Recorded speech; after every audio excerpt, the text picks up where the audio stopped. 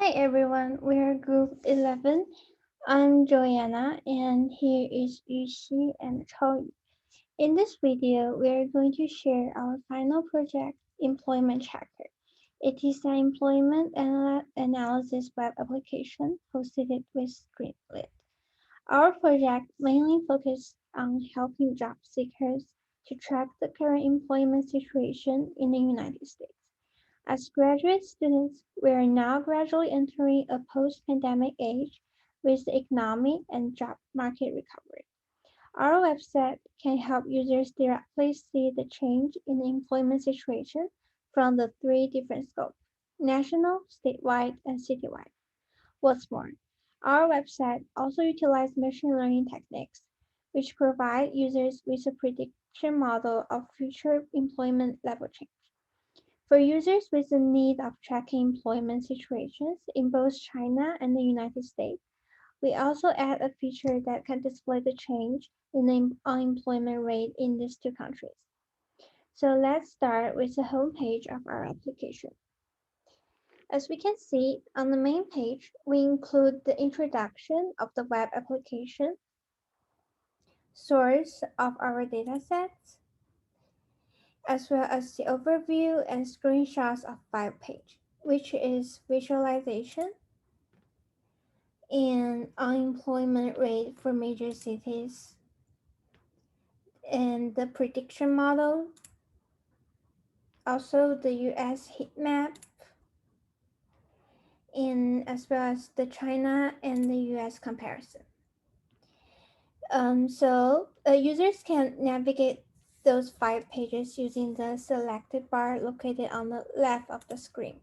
So let's go to the visualization page. On this page, users can select the visualization they would like to see.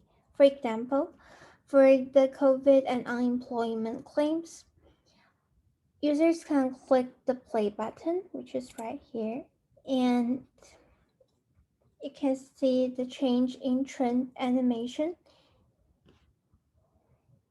We can also stop this and use the slider to look at the trend at any specific dates, like this. We can also check the change in unemployment situation in different industries, different size companies, and different type of unemployment insurance claims. For example, we can check the employment level change of different industries.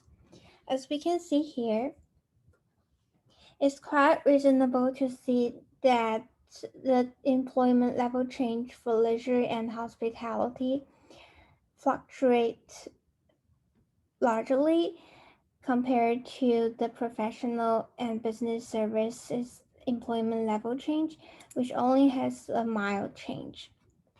Users can click on the diamond shape icons to display the curve they want to see, like this. They can also use the sliders right here to specify the date they are interested in.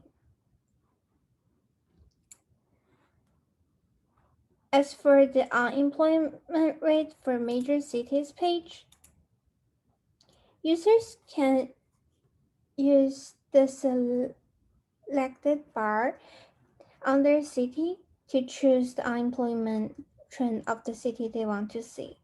For example, we can choose Chicago, and it will display the unemployment trend of Chicago. And we can also choose two cities for comparison, for example, Los Angeles and Chicago.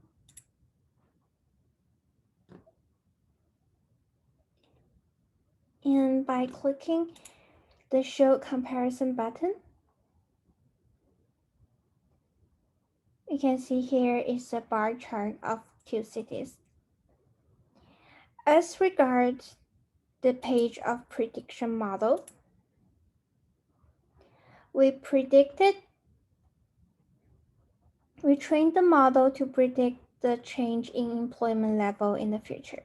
In this section, we display the model visualization as well as an interactive graph. Users can select the value of employment level change when they select a date, like this. And finally, on the first subpage, we display the newest change of employment rates of different states on the United States map. When users click the state on the map, it will show the newest change of employment rate. For example, Washington, the latest employment rate change for Washington is negative 0.0483.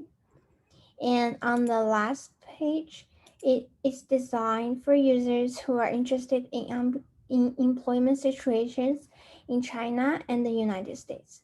We use water drop graph to visualize the unemployment rate, and users can use the radio button right here to select the specific year they want to see. That's all for the website.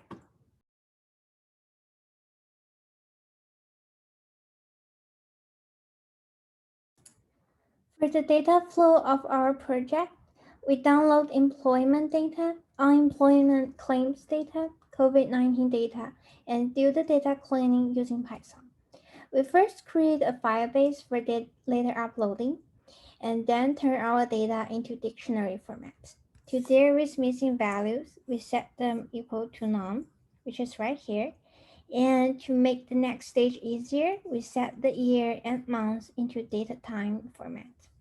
After data cleaning, we convert the data frame into JSON file and upload to Firebase.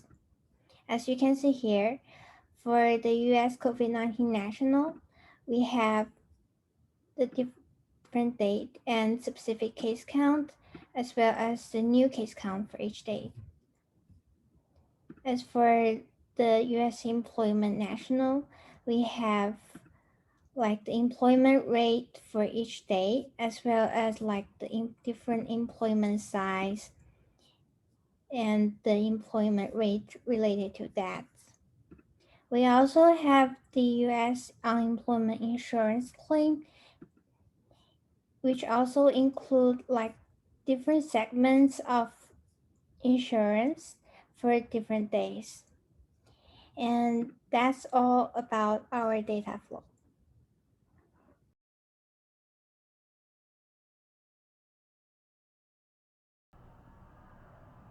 In this section, I'm going to discuss how we use our data to generate data visualization and how we select the graphs we would like to put on our website. So after we got our data ready, we realized that our data have quite different quality. Here is a graph we actually put on our website. It is the employment level for workers in different income level. The data is pretty good here. It is up to date.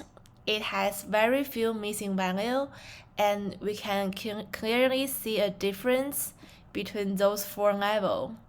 From this graph, we can tell that people who make less money are more influenced by the pandemic.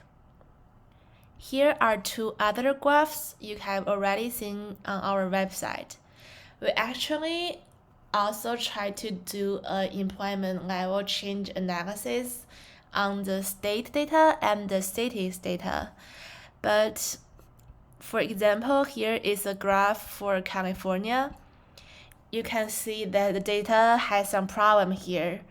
For the people who make less than 37,000, their data are missing for the entire 2021. For New York, it's the same situation. So that is why we didn't end up putting those two graphs on our website.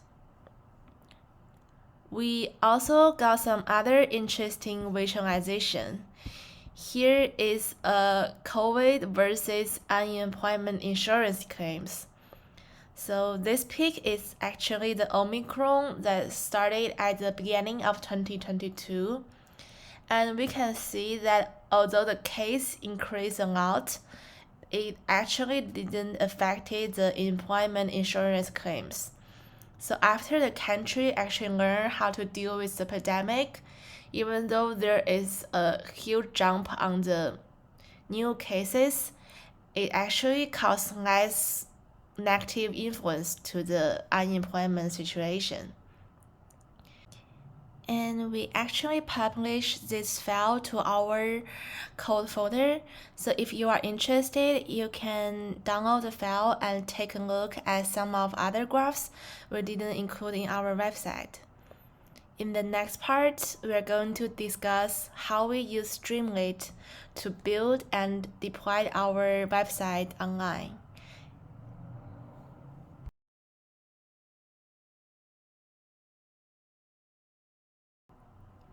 Streamlit is a framework that people can use to build websites with Python.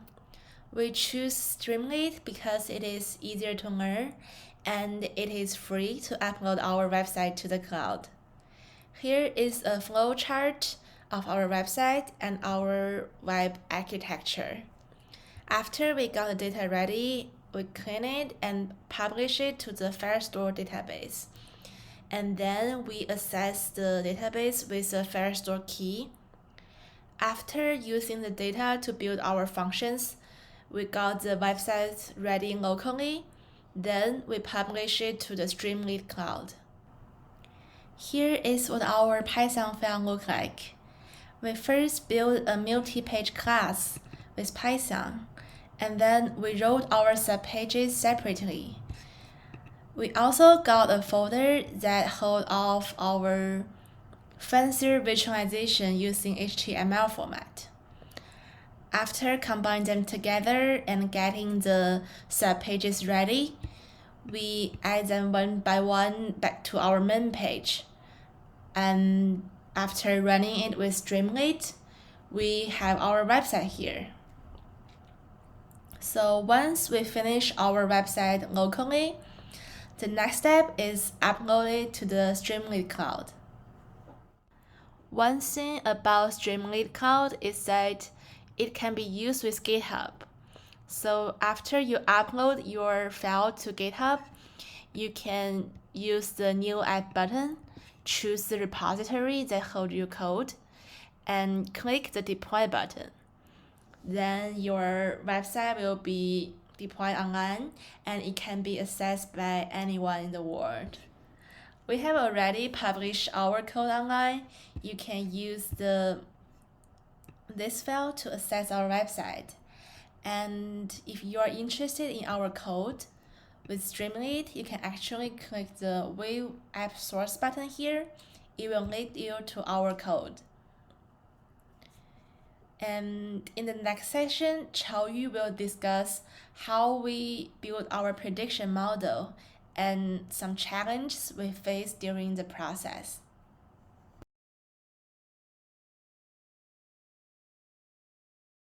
So first, let's see our prediction model. Yeah. In this prediction project, our goal is to predict the employment range and unemployment range in the next 6 months through the time series and the COVID-19 new case information. Yeah, here is the code of our model. And actually, we only use RN and LSTM as our prediction models because there are no complex variables in our project. So we would like to use some simple model to speed up the training process. Yeah, here we directly import the docs library. Yeah, it's developed by a Uni8 company. And the docs library is a machine learning library for time series, which is built on PyTorch framework. So you can see here, we also import the Torch library. It's already built some many simple like time series model structures. So the whole process of the prediction model is that we first require the data set we need from the CLUM database, and then we need to make predictions on the COVID-19 data so that we can use our prediction data to train the model that predicts employment and unemployment data. And so here we flit the new case number of the COVID-19 data set. And we build an RNN network to train this data set. Here we only use one hidden layer and the number of cells is 100. So it's really simple network. Yeah. And the only variable here is the time series and the target is COVID-19 new case number. So this is a training process. Yeah. And the fitting curve is here. The black is the actual data and the blue curve is our fitting curve. So we can see that the fit result is kind of good. And we output a portion of the predict data and it looks really normal. And next, we combine the predict COVID-19 data and time series as input to an LSTM model. We chose LSTM because here we have two variables. So we want a model that complex a little bit to learn more information. Yeah. So here we design 3 layers and 1 RESTNet. Yeah. And this is a training process and the fitting curve. We can see that the fitting result is also kind of good. And thus we use the same way to generate the predict data of unemployment rate. So the fitting curve is kind of like that. And finally, we upload all this data to our cloud database. So you can see the predict data are here. Yeah.